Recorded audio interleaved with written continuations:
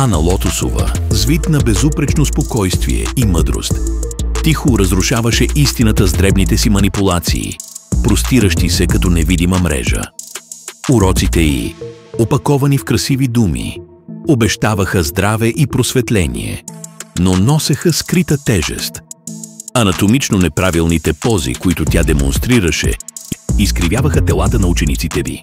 В името на духовно израстване, те трупаха болка и травми, но се страхуваха да говорят, защото Ана ги убеждаваше, че страданието е път към просветлението.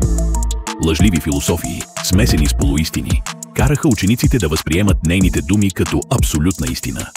Тази заблуда се разпространяваше и извън залата, където учениците я препредаваха като своя собствена мъдрост. Всеки ден, в който нейната заблуда укрепваше, истината ставаше все по-неразпознаваема. Истинските учения на йога започваха да изглеждат нелепи или неправилни. Ана беше успяла да извърти реалността така, че самата истина да изглежда като измама. Малките манипулации се натрупваха като лавина. Отначало изглеждаха незначителни, но с времето те застрашаваха да пометат всичко, което е истинско и стойностно в духовното учение. Фирмата за събиране на кармичните дългове получи сигнал. Дребен манипулатор с лавинен потенциал, временният офис се задейства незабавно. Системата не можеше да позволи тази измама да се разраства.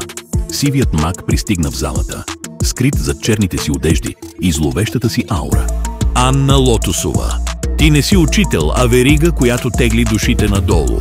Всеки твой урок е лъжа. Ти си като бавна отрова, която разяжда телата, умовете и душите на тези, които ти се довериха.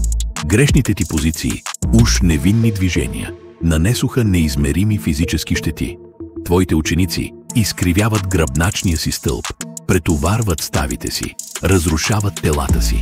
Неправилните движения, които ти им показа, се запечатват като вредни навици, които ще влачат с години.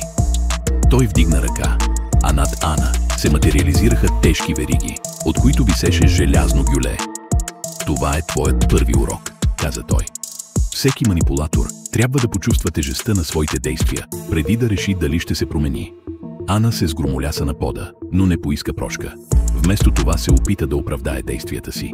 Тя не разбираше, че този опит само увеличава множителя. Когато сивият маг видя, че предупреждението е безсмислено, отвори бездънна пропаст под краката й. Манипулацията ти нахрани заблудата, а тя изисква баланс, изрече той. И балансът ще бъде възстановен. Ана се сгромоляса в бездната, а с нея изчезнаха и остатъците от нейната лъжа. Учениците й стояха втепенени, гледайки към празното пространство. Сивият маг се обърна към тях с последно предупреждение. Истината не е това, което ви казват. Тя е това, което усещате в сърцето си. Пазете я, защото манипулацията винаги започва от дребни лъжи, но завършва с пропаст, която никой не може да прекоси. Залата остана тиха, но балансът бе възстановен. Истината беше спасена, поне този път.